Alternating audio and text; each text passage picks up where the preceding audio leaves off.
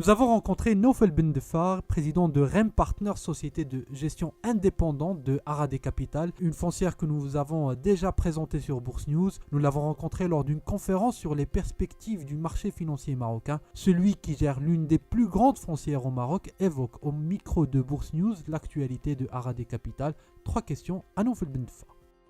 Parlez-nous un peu de l'actualité de Arade Capital, comment va la foncière, comment va l'activité? Écoutez, l'activité avance très bien. Nous avons eu une belle année 2019 avec 4 belles ouvertures de nouveaux sites que nous avons livrés sur le marché. Il y aura des résultats financiers qui vont sortir sous peu, donc vous aurez un peu plus d'informations à ce moment-là. Mais voilà, globalement, nous pensons que la croissance que le marché connaît continue et on l'a vu sur 2019 et on voit une meilleure année encore sur 2020. Alors vous avez aujourd'hui parlé du potentiel des foncières et des OPCI. Ouais. Beaucoup d'observateurs se demandent est-ce que Arade Capital va franchir le pas, va se transformer aujourd'hui? Est-ce que vous avez de la visibilité sur ce point? Pas pour vous donner là tout de suite, mais effectivement, à un moment ou à un autre, la société, oui, la société est appelée à un moment ou à un autre d'être active en tant qu'acteur dans les marchés des capitaux.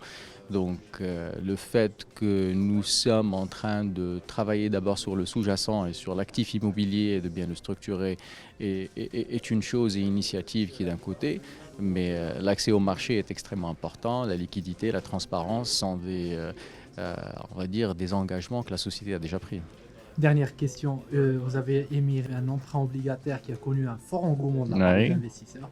Est-ce qu'on peut s'attendre à court et à moyen terme, sachant que l'actionnaire l'ont déjà annoncé à une introduction en bourse? Écoutez, ça fait déjà plus d'une année que cet emprunt obligataire a été bouclé. Je peux vous dire que les investissements qui étaient prévus et le financement des investissements qui est prévu avec cette émission sont déjà faits. Et là, nous sommes en train de préparer la prochaine vague d'investissement. Donc, cela va avec, bien entendu, encore une fois, faire appel au marché.